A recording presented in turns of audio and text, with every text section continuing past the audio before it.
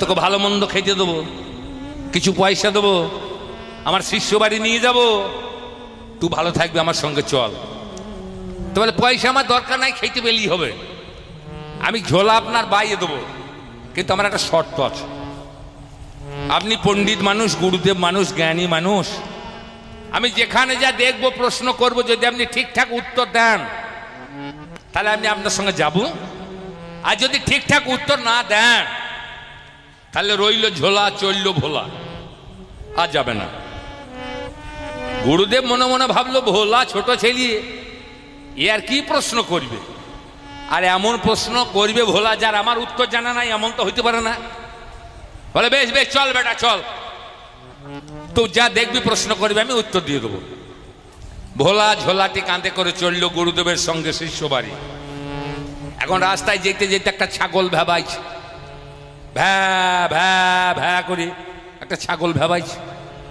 ভোলা বলছে গুরুদেব, বলে কি রে ছাগল ভেবাইছে কেন? গুরুদেব চিন্তায় পড়ে গেছে, বলে নামা ঝোলা, বস ভোলা। গুরুদেব চিন্তা করছে, আমি এত বই পড়লাম, এত শাস্ত্রগ্রন্থ অধ্যয়ন করলাম, এত লোকের সঙ্গে তর্ক বিতর্ক করলাম,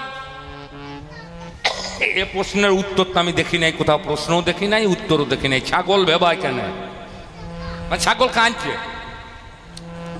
গুরুদেব চিন্তা করছে, আমি উত্তর না দিলে তো ভোলা যাবে না। একটা বাচ্চা আসছে কিছু গরু ছাগল ডাকিয়ে নিয়ে মাঠ, বলে বাবা শোন তো, শোন শোন। বলে কি বলছে ঠাকুরমশাই? বলে প্রসাদ নেয়, প্রসাদ দেবো, কাছে আয়। বলে আরে এই ছাগলটা ভেবাইছে কেন রে? বলে আপনি বুঝতে পারছেন না গুরুদেব, ওই ছাগলটার মাস পুজেছে, বাচ্চা হবে। গুরুদেব উত্তরটা জেনে নি, বলছে ওরে ভোলা, ওই ছাগলটার মাস পুজেছে, বাচ্চা হবে, চল, ওই জন্য ভেবাইছে। ভোলা বুঝে গেল। চলতে চলতে চলতে চলতে আবার কিছু দূর গিয়ে একটা পুকুরের ধারে একটা গর্তর মাঝখানে একটা ঘোড়া পড়ে গিয়েছে। এই ঘোড়াটা যেমন পড়ে গিয়েছে, পা চারটে ওপর দিকে হয়ে গিয়েছে আর পিঠটা নিচের দিকে হয়ে গিয়েছে, যে খুব পা ছুচাচ্ছে, হি হি হি হি হি করছে। ভোলা দেখে বলছে গুরুদেব, বলে কিরে? বলে ঝোলা নামাইলাম। বলে কেন? বলে ঘোড়া ওই উপর দিয়ে পা তুলে ছটফট করছে কেন? গুরুদেব দেখলে সর্বনাশ, এক ছাগল ভেবাই ছিল বাচ্চা হবে, তাহলে ঘোড়া ছটফট করছে, তাহলে এ কি হবে? ভোলা মাথা চুল, গুরুদেব মাথা চুলকাইছে আর দেখছে এদিক ওদিকে কেউ আসছে কিনা, মানে জেনে নেবে, কেউ নাই, নির্জন স্থান। গুরুদেব, তাহলে আপনি চললাম, আমি তা যাবো না। ভোলা বলছে এই ঝোলা আপনার নেন। বলে কেন? বলে উত্তর না দিলে আমি যাবো না। তা বলে ওরে খ্যাপা, ওর মাস পুজেছে, বাচ্চা হবে। বলে গুরুদেব ওটা যে ঘোড়া, ওরে হারামজাদা, ঘোড়া হোক আর ঘুড়ি হোক, যে ছটফট করবে সেই বাচ্চা, যে ছটফট করবে সেই বাচ্চা দেবে। ভোলা চমকে উঠেছে, শালা বয়স্ক মানুষ, গুরুদেব ধমকি দিয়েছে, বলছে চল, ওর মাস পুজেছে, বাচ্চা হবে, দেখতে পাচ্ছিস না ছটফট করছি। ভোলা মনে মনে ভাবছে, তাহলে বেটা ছেলেরও ছেলে হয়, তাহলে ঘোড়ারও ছেলে হয় নাকি? ভোলা দেখলে যেতেই হবে, উপায় নাই। তা এ যা ছটফট করছে মশাই, আজ বাচ্চা না দিয়ে যাবে না, আজ বাচ্চা দেবে, আউস গায়ে তবে দেবে, আজ বাচ্চা দেবে, যে ছটফট করবে সেই বাচ্চা। বলে এড়িয়ে দুধে দই হবে না। কে বলেছে এড়িয়ে দুধে দই হবে না? মিল্ক পাউডার দেখেছ তুমি? এড়িয়ে দুধ খেয়েছো? তাল গাছের রস, মদ্দা তাল গাছের রস খেয়ে দেখেছ? আপনাদের দেশে তাল গাছ আছে তো, তাল গাছের রস বের হয়ে তো, তাই এড়িয়ে দুধ একবার খাইয়ে দেখো কত স্বাদ। মা স্তনে দুগ্ধ পায় কখন? যখন বাবার ঘরে থাকে, তখন থাকে না। যখন স্বামীর স্পর্শ পায়, স্বামীর ঘর আসে, তখন মায়ের স্তনে দুগ্ধ আসে। বাবা না দিলে মা পায় না। পাগল কোথাকারে, ঝাড়া পাগলি লেলি। কি বলবো মশাই, ও বামুনের পাছায় বাঁশ ঢুকুইছে আর বৈষ্ণবের পাছায় বাঁশ ঢুকুইছে। বলে বাবাজি মাতাজি এক হয়ে গেছে। বাবাজি কাকে বলে?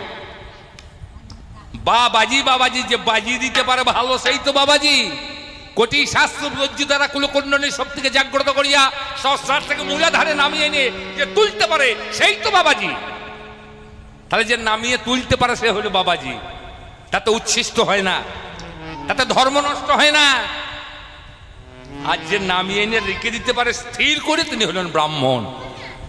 যে নামিয়ে স্থির করতে পারে তিনি ব্রাহ্মণ, আর যিনি নামিয়ে এনে আবার তুলে দিতে পারেন তিনি হলেন বৈষ্ণব। মাতাজি যে মাতিয়ে মাথায় তুলতে পারে সেই হয় মাতাজি। তাহলে ধর্ম কার কাছে? যে মাতিয়ে মাথায় তুলতে পারে সে মাতাজি। এদের ঘরের মেয়েগুলো বলে আমার মতো সত্যি কেউ নাই। সারা রাত স্বামীর মাথা খায়, শুক্লবর্ণ পুরুষকে ভোগ করে, আর সকালবেলায় বড় করে সিন্দুরে মাডুলি দিয়ে ঘুমটা টেনে বলে আমি একজনের মুখ দেখি, দুজনার দেখি না, আমার মতো সত্যি কেউ নাই।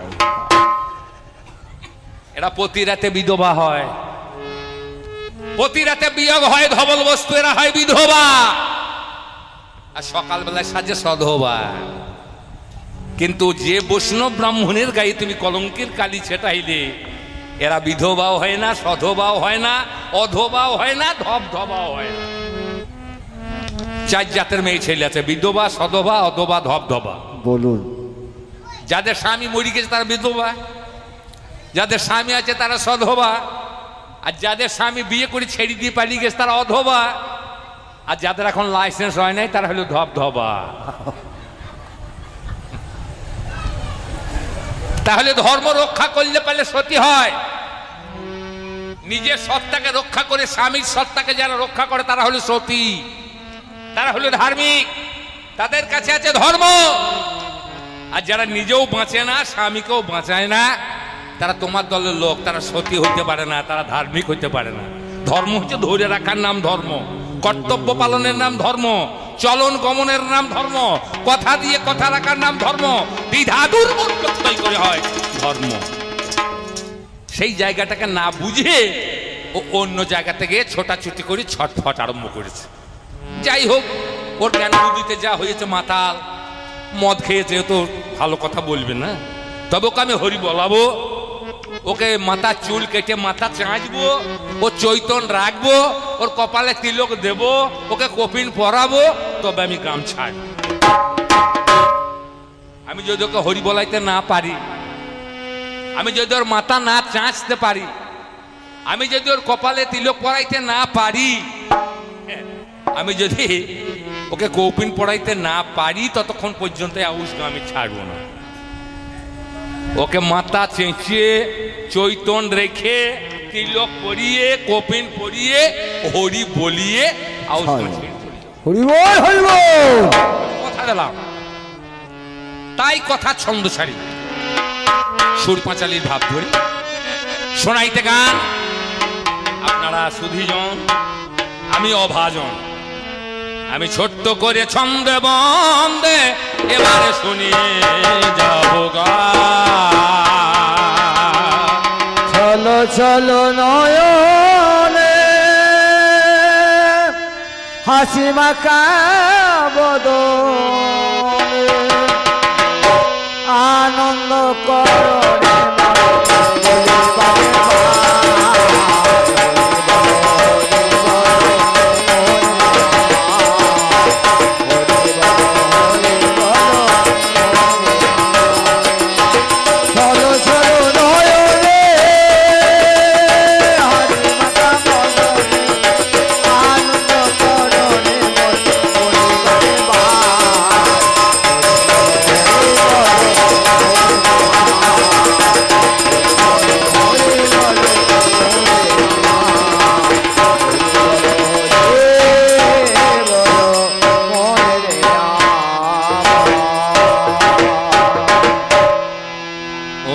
না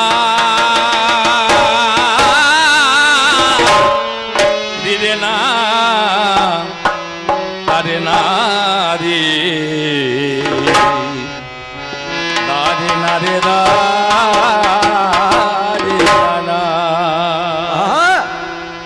তোমরা কে ভুলো না গো, ভুলো না, ভুলো না ওই পাগলিটার কথা। পাগলি গো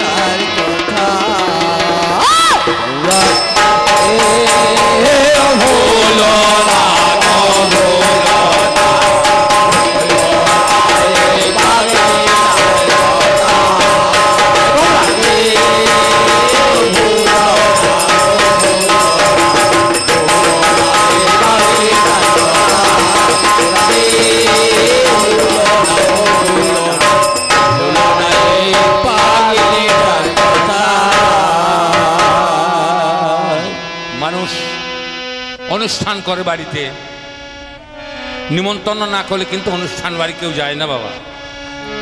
আর অনুষ্ঠান বাড়িতে নিমন্ত্রণ খেতে গেলে যৌতুক দিতে হয়, শুধু হাতে নিমন্ত্রণ খাওয়া যায় না। দুটো সম্প্রদায়কে নিমন্ত্রণ করতে হয় না, তারা বিনা নিমন্ত্রণতে সেই অনুষ্ঠান বাড়ি যায়। সে দুটো কে বলুন তো কিনি, জানেন কে বটে? জানেন? একটা হইল খেপা পাগল, আর একটা হইল রাস্তার ওই খেকি কুকুরগুলা। এরকম ওইখানে মাছটা জড় হয়েছে, এই মাছটা তো ওখানে দিয়েছে। খেপা পাগলকে কেউ নিমন্ত্রণ করে না বাবা, আর রাস্তার কুকুরকে কেউ নিমন্ত্রণ করে না। এই খেপা পাগলটা যেদিন পায় সেদিন খায়, যেদিন পায় না সেদিন খায় না। কিন্তু যখন দীর্ঘদিন হয়ে যায় তখন পূর্ণিমা চাঁদকে দেখে মনে করে ঝলসানো রুটি, ছুটে হাত বাড়িয়ে ধরার চেষ্টা করে। যখন ধরতে পারে না তখন কি করে, এই পথের ধুলো এক মুঠো কুড়িয়ে নিয়ে ওই চাঁদের কিরণকে ঢাকা দেওয়ার চেষ্টা করে। এ পাগলি রাগ করে ও রাইলে ধুলা গো, এ পাগলি রাগ করে উড়াইলে ধুলা গো, বলুন লাগবে কি ওই চাঁদ, লাগবে কি ওই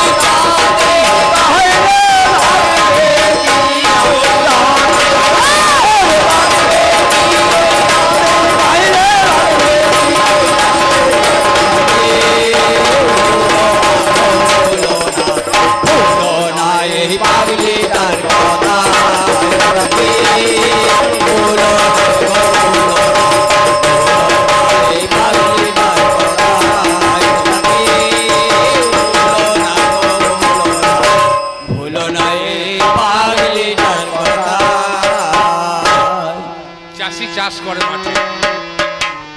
আগে ফসল কে কাটে? কে কাটে? আমিও কাটে না, আমিও কাটি না। আগে ফসল কাটে ইন্দুর। ইন্দুর ফসল কেটে কেটে গর্তে ভরে, আর মনে মনে ভাবি আমি সারা বছর ছেলে পিলি নিয়ে বসে বসে খাবো। কিন্তু তাই কি হয়, ইন্দুর গর্ত করে, সাপে ভোগ করে। ইন্দুর যেমন গর্ত করে বাস করার আসে, সেই গর্ততে সর্প এসে সেই গর্তে সর্প এসে বসবাস করে।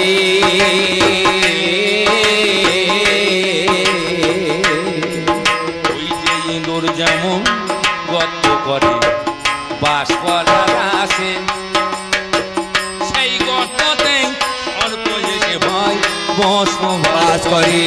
হায় গো সেই গর্ততে সর্প এসে বসবাস করে।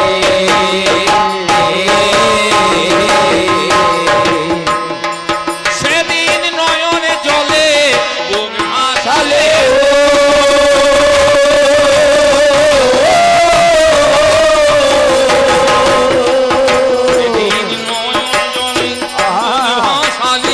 প্রাণ বাঁচানো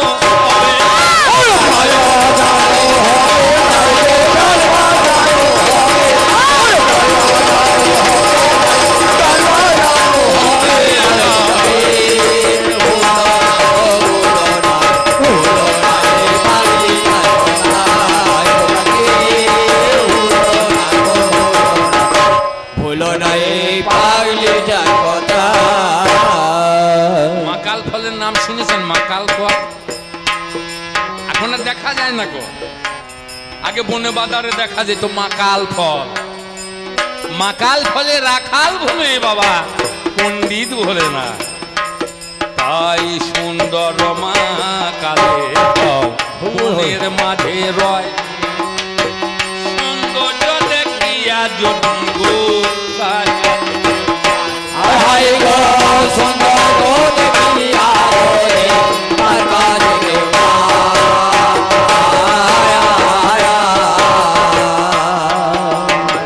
সুন্দর মা কালে মনের মাঝে রয়,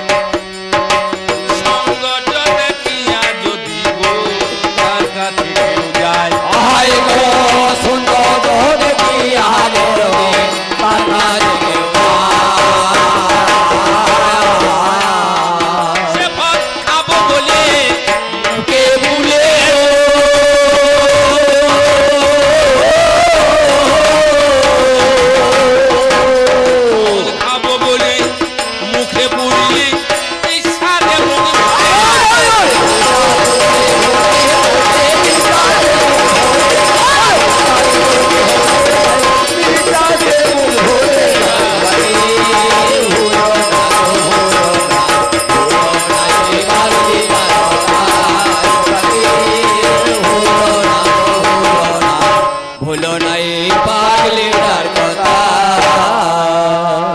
বেশ বলেছে ভালো কথা গো শুনতে পেলাম কানে ছোট্ট করে জানিয়ে